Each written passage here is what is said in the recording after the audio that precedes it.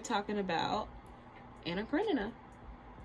So I guess I could say I tandem read this. I listened to a great deal of it through audio, and I read physically. A lot of it I wonder if you can see. Oh! Holy molies. Ugh. Okay, let's see. I guess you can see. Let's turn that down so you can really see my tabs. Look at this beautiful edition. I don't want to ramble, so fix the camera. So I read Anna Karenina in, I'm gonna put it up on the screen however many days it was through my Goodreads, but I read it in less than a week, and I can't believe that I spent, because I've owned this book for about 3 years now, and I'm just getting around to reading it because I was intimidated by it. And the more I learned about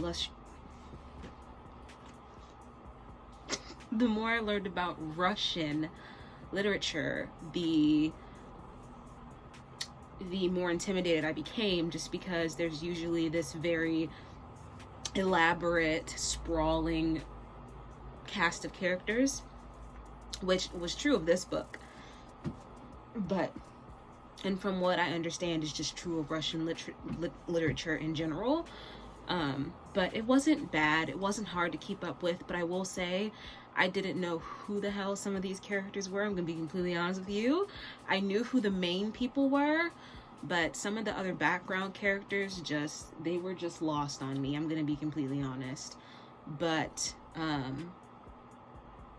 now I have finished it and I have some thoughts. And I think I'm gonna start with the fact that I really didn't like Anna, and also with the fact that this book is called Anna Karenina, but I'm not really sure it should have been called that. It's like, because you don't spend nearly as much time with Anna and with Vronsky as I would have imagined. No. Because what makes up a great deal of this book is Levin and his farming and being a farmer and politics and all the things you would think that you'll find in Russian literature. But nevertheless, I didn't really like Anna. Like, I just grew to like her less and less and less as the book went on, if I'm gonna be completely honest. She was very toxic. She was very manipulative. She gaslit everybody, including Vronsky. And the thing is that this is going to be spoilers, so if you don't want spoilers, then you probably shouldn't watch this, but these are going to be spoilers, because there's no way I can talk about this huge book without giving spoilers. But and especially about the main stories without giving spoilers. I'm so sorry, but I can't. But she is very toxic, very, very toxic. And you look at her relationship with Karenin and where it begins, and she's unhappy, and she's dissatisfied and disillusioned with her life and with her status and with her position in society. And I don't know, somehow I guess she thinks that having a freaking extramarital affair is going to change that. I don't know. But so she has this affair with Vronsky, and let's not forget the fact that she essentially stole him from Kitty and broke Kitty's heart in all of this, because she was so selfish that literally nobody mattered to Anna but Anna, not even her child. And when you get further into the story, and when Vronsky and Anna get further into their rendezvous, she ends up leaving Seryozha, which is her son's name. She ends up leaving Seryozha after she's given birth to the bastard child that she had with Vronsky, she ends up leaving her child that she had with Vronsky with Karenin, and also leaving Karenin's son, Seryozha, with him. So she doesn't take either of her kids, but all the while she's trying to claim, oh, I love Seryozha so much and I'm gonna miss him and he's my son and I love him, and Karenin won't let me have a divorce and he's gonna make me stay away from Seryozha, but I love Seryozha, even though Karenin literally gave her the divorce she wanted.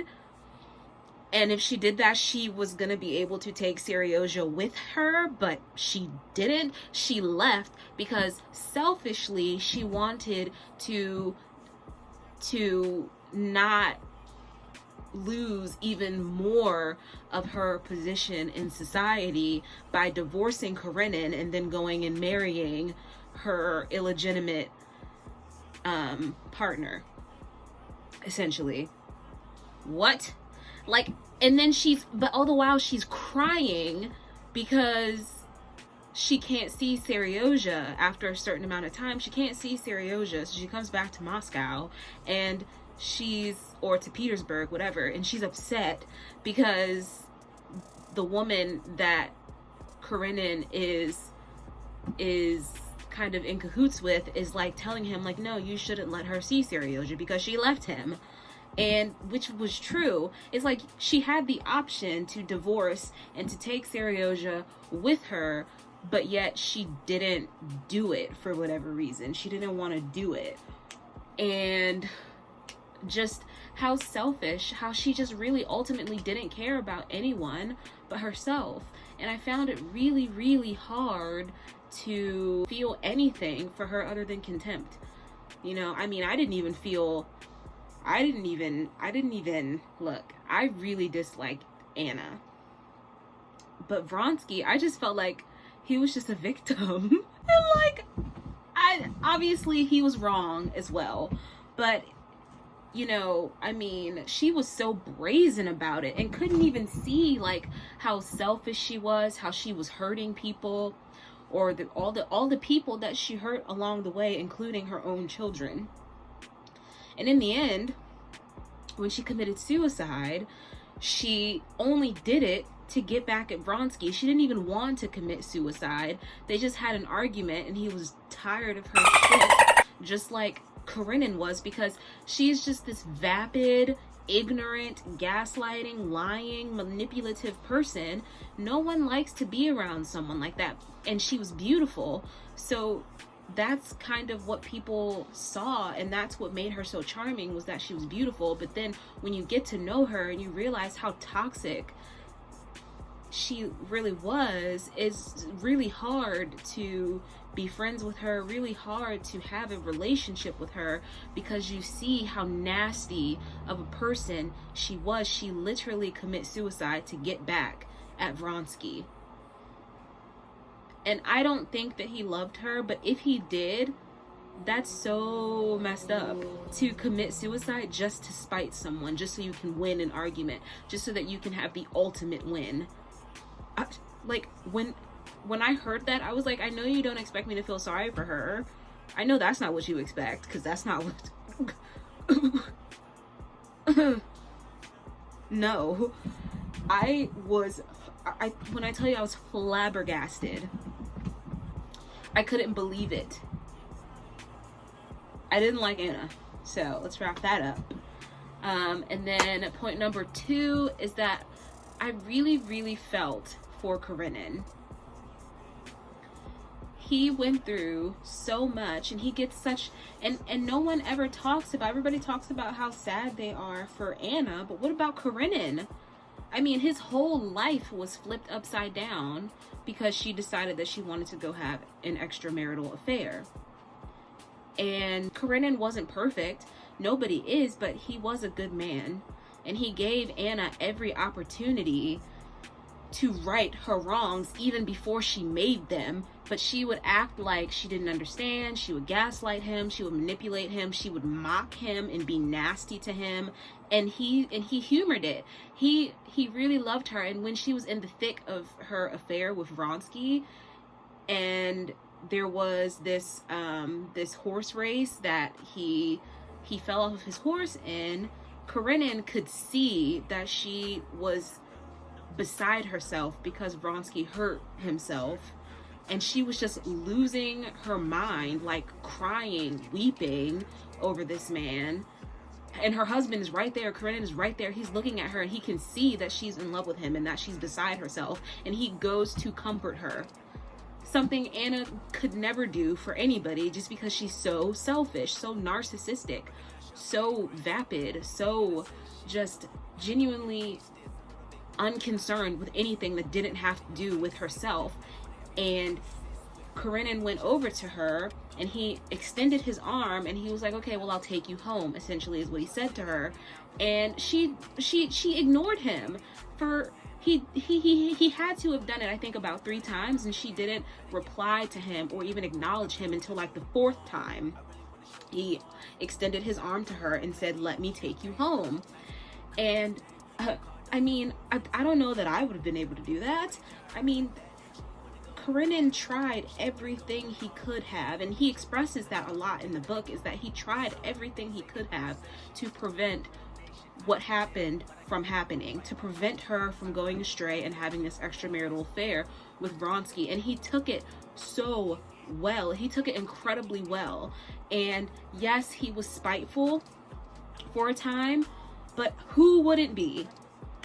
Your spouse, you find out your spouse is committing adultery on you. Who wouldn't be spiteful of that? Who wouldn't be upset about that? Who wouldn't be hurt by that? Because if you read the book and you pay attention, his health, his physical health was just going under. He couldn't sleep. He couldn't work because in his mind, he's just staying up and he's thinking throughout the night about how he's going to handle this situation, how he's going to save Anna, essentially, from making this mistake. And she's thinking he's only doing it because he wants to save face for the public, and he doesn't really care about her, when it's the complete opposite. It's this miscommunication because she won't allow him to communicate with her. She's totally incapable of communicating like an adult and talking to him. Literally every time Karenin tries to speak to her, she's like, I don't understand, I don't understand, I don't understand. Well, maybe you just shut up and let him talk. You would understand. Like, what? It's so annoying. She was so annoying. Like, ugh. She was so annoying. And Karenin was so big about it. He was so humble about it. And you can't blame him for resenting her or for even resenting Seryozha, because he sort of ends up resenting Seryozha because Seryozha is a product of Anna. And I can see that too, because if you look at your child and you see this person who you've spent all these years of your life with, and you see them breaking your heart, you literally see that in your child's face, it's kind of hard for you to not resent them, because that child is a product of not only her, but it's a product of your union. And so, and all that time and all that effort that you put into this relationship, because I believe Anna and Karenin were married for 9 years and Seryozha was 8. So that means, like, as soon as they got married, Karenin and Anna conceived Seryozha. And so it was like, you can kind of see how you could look at that kid, or Karenin could look at that kid and be like, wow, you really suck. You know what I mean? Because, you know, you can see that spouse, and he did love Anna beyond a shadow of a doubt, beyond a shadow of any doubt. He loved Anna. And so if you're gonna side with anybody, if you're gonna feel sorry for anybody, I don't know why it wouldn't be him. I mean, I don't know why it wouldn't be Kitty, which I think, I mean, not even be sorry for Kitty, because Anna helped her dodge a bullet, because Vronsky was going to have her running around in circles. He was literally just playing games with her. He didn't want anything serious to do with her. So Kitty dodged a bullet, actually. So I just feel like not enough people talk about Karenin and the sacrifices he made and the hurt that he went through, and the fact that his whole life was just turned upside down because of Anna, because of this selfish woman. And then I guess point number 3, I would say, is that this is, I guess we're just circling back and bringing things full circle. This book was not just about Anna. This book was about these two happy families, because the first line in this book, very famous, I'm going to read it anyway, goes as such: all happy families resemble one another. Each unhappy family is unhappy in its own way. And I think that that is very true. And you get into this story and you're introduced to a family, the Oblonskys, where the husband has committed adultery, had an extramarital affair on his wife. He's dissatisfied with his wife because she bore his 5 children and she's no longer attracted to him. She's no longer attractive to him. And then we have Kitty's family, which is still the Oblonsky. Well, it's an extension of the Oblonskys, because Kitty is his younger sister. Right? Am I correct? No, it's not. Well, she is his younger sister-in-law, because Daria is Kitty's older sister. And then you see, I'm really trying to figure out what the parallel is here, because really you do have these 3 families. You have the Oblonskys, you have Levin, and you have Anna and her family. And they're all unhappy in their own way. And I guess I didn't really speak too much about Levin, because I don't know, everybody loves Levin. I thought he was okay. He was all right. He was going through a midlife crisis before he was even midlife. So, and on Levin's part, I'm gonna be honest, there's a lot of like talk of Russian politics and society, and there are a lot of things I didn't agree with, and there were other things that kind of went out with the draft, for lack of a better term, like things that I don't remember and things that I won't remember, because it was just like political fluff, you know, just stuff to like beef this boy up, beef this thing up, and I don't remember it. And then you had Levin's like him not understanding like what is life for, like why am I here, what am I doing. He's trying to figure out, he's dealing with heartache because Kitty turned him down for Vronsky, because she thought Vronsky was going to ask her to marry him. Just a lot, but I really did like this book. I thought it was 4.5 stars. I mean, maybe I'll read it again in my life, maybe not. I think I'm just gonna leave it at 4.5 because I enjoyed it for what it was, and for a while I didn't want it to end, and so I thought that that was really unique, because I don't think I've ever experienced that. Even with some of my favorite books, I don't think I experienced just not wanting the book to end at certain points. So it was beautiful. Like I said, I don't know if I'll ever read it again. Maybe I will, maybe I won't. But I'm glad that I did read it, and I'm glad that I gave it a chance, and I'm glad that I loved it. And you know, maybe later in my life I will read it again and have other thoughts and things that I see that I didn't see this time around, or things that I understand then that I didn't understand this time around. And I think that's one of the beauties of reading, is that it can be very versatile, and you can read something at one point in your life and you have these opinions and these thoughts, and then you maybe grow a little older and you maybe go back to it and read it again, and then you have different thoughts and different things stand out to you because you've had more experience, you're wiser, you're older.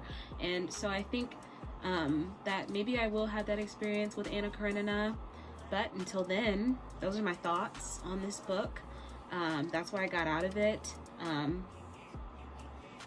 and I hope that wherever you are, you have a good day, a good evening, a good night. I hope that you either have read, you do read, or you will read a good book or two. And I'll see you when I see you.